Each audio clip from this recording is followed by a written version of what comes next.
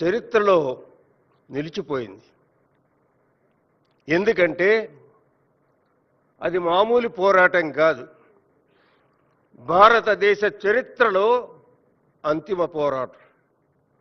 ఆ పోరాటం చేసింది ఎవరో కాదు, నిరక్షరాస్యులు, నిర్భాగ్యులు, వెట్టి చాకిరితో నలిగిపోతున్న వాళ్ళు, అయ్యనై బాంచనని బతుకుతున్న వాళ్ళు, రౌద్రులై శూరులై బందూకులు బట్టి సాగించిన వీరోచిత పురంగా తెలంగాణ పోరాటం మనందరికీ గర్వకారణం.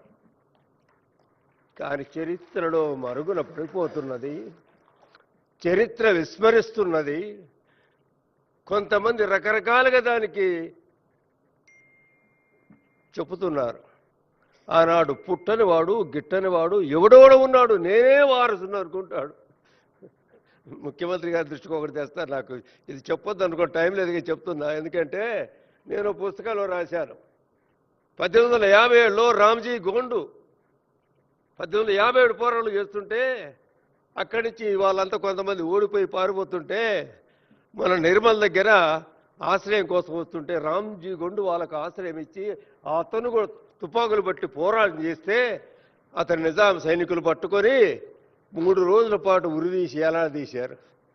కానీ ఇప్పుడు బీజేపీ వాళ్ళు ఏమంటున్నారంటే ఊడల మర్రికి నిజాంకు వ్యతిరేకంగా పోరాటం చేసిన వీర యోధులు చేసినట్టే నిజాం పోరాటం వ్యతిరేక పోరాటాన్ని అక్కడ పేరు చెప్పుకొని జెండాలు వాస్తున్నారు. ఏం చరిత్ర నాకు అర్థం కావట్లేదు. అది చరిత్ర. అందువల్ల నేను కోరేది ఒకటే, అందుకోసం రావినారాయణ గారు ఆ నాటి తెలంగాణ సాయుధ పోరాటం నిరంకుశత్వాన్ని కూల్చి నోరు లేని వారికి నోరిచ్చింది, మనిషిగా గుర్తింపు తెచ్చింది. మన రాష్ట్రంలో ఉన్నటువంటి నిరంకుశ రాజ్యాన్ని కూల్చి 2025 సంవత్సరాల ఆసబ్జాయ వంశ పతాకాన్ని కూల్చి జాతీయ జెండాను ఎగరవేసినటువంటి ఖ్యాతి మన తెలంగాణ సాయుధ పోరాటం. ఆ పోరాటం వచ్చి ఒక్కటిగా రాలే, 4000 మంది రక్త తర్పణ చేస్తే, వేలాది మంది చిత్రహింసలకు గురి అయితే, మన స్త్రీ అక్క చెల్లెలు అవమానాలకు గురైతే, గ్రామాలకి అగ్గి అయిపోతే అయినా కూడా తెగించి పోరాడి సరిహద్దుల దాకా తరిమి కొడితే నిజాం సైన్యాలు వచ్చి మన రాజ్యంలో నిజాములంగా దొంగదీసి మన జాతీయ జెండా ఎగరేసింది. మనకందరికీ ఆనందం పొంగిపోయాము. కానీ ఆనాడు భారతదేశానికి స్వాతంత్రం వచ్చినాడు మన స్వాతంత్రం రాలే, సంవత్సరం తర్వాత వచ్చింది మన పోరాట ఫలితంగా వచ్చింది.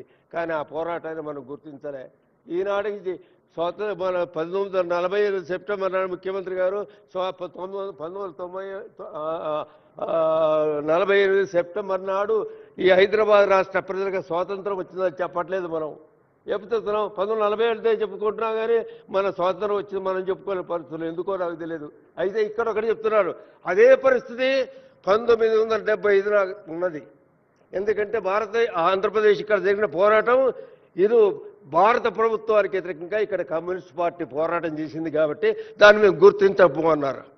అప్పుడు 1975లో ఇందిరాగాంధీ ప్రధానమంత్రిగా ఉన్నప్పుడు రావినారాయణ గారి పట్టుబట్టి ఢిల్లీకి పోయి ఇందిరమ్మ గారితో కూర్చొని వెళ్తే ఆమె ఈయనంటే గౌరవం, ఈయన చిన్నప్పటి నుంచి ఆమె చూశాడు కాబట్టి పోయమ్మా మా పోరాటాన్ని మీరు ఎందుకు గుర్తించట్లేదు, 4000 మంది అమరవీరులు అయిపోతే ఈ రాష్ట్రం భారతదేశంలో కలిసింది కదా, అది స్వాతంత్ర పోరాటం కాదా అని ఆయన గమనిస్తే అయితే మీరేదో అది అన్నారు. నేను కోరేది ఆ తర్వాత జరిగిన పోరాటం కాదు, 1948 సెప్టెంబర్ 17 వరకు మేము పోరాటం చేశామా లేదా, దేనికోసం చేశాం, హైదరాబాద్ రాష్ట్రాన్ని నిరంకుశత్వం నుంచి విముక్తి చేసి భారతదేశంలో విలీనం కావాలన్నది మా లక్ష్యం.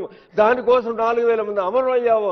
మా అమరుల గుర్తింపు లేదా, మా త్యాగాన్ని గుర్తింపు లేదా, మేము అదే కోరుతున్నాము. 1948 సెప్టెంబర్ 17 వరకు జరిగిన పోరాటాన్ని భారతదేశ స్వాతంత్ర పోరాటంలో భాగంగా చేయండి అని కోరాము.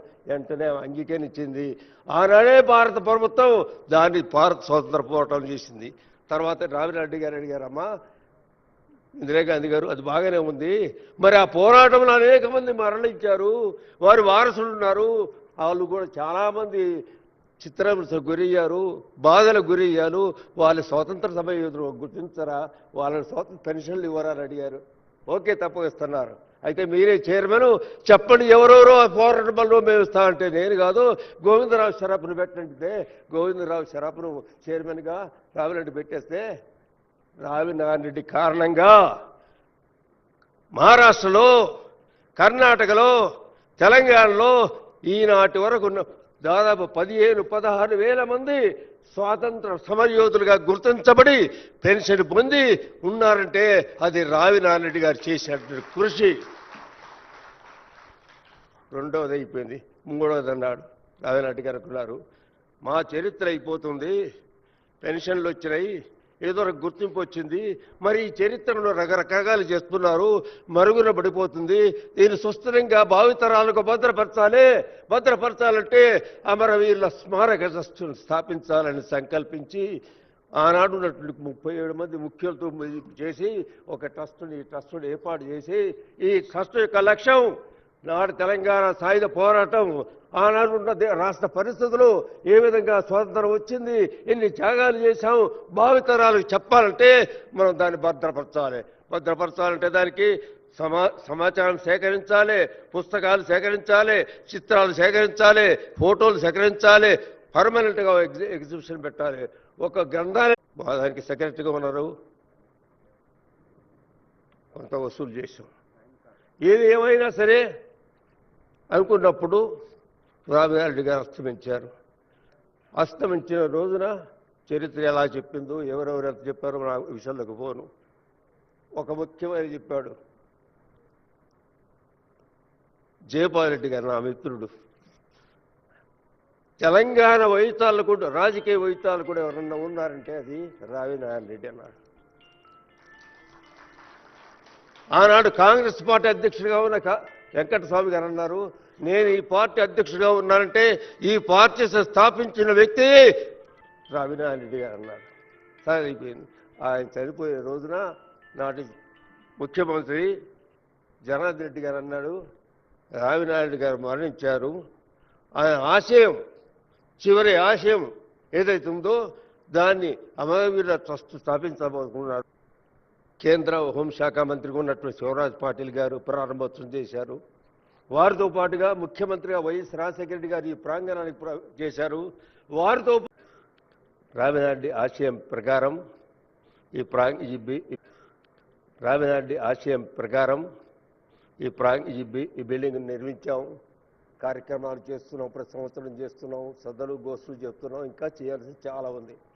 చేయవలసిందంటే ఇక్కడ పర్మనెంట్ ఎగ్జిబిషన్ ఫోటోలు దాదాపు 300కు పైగా సేకరించాం.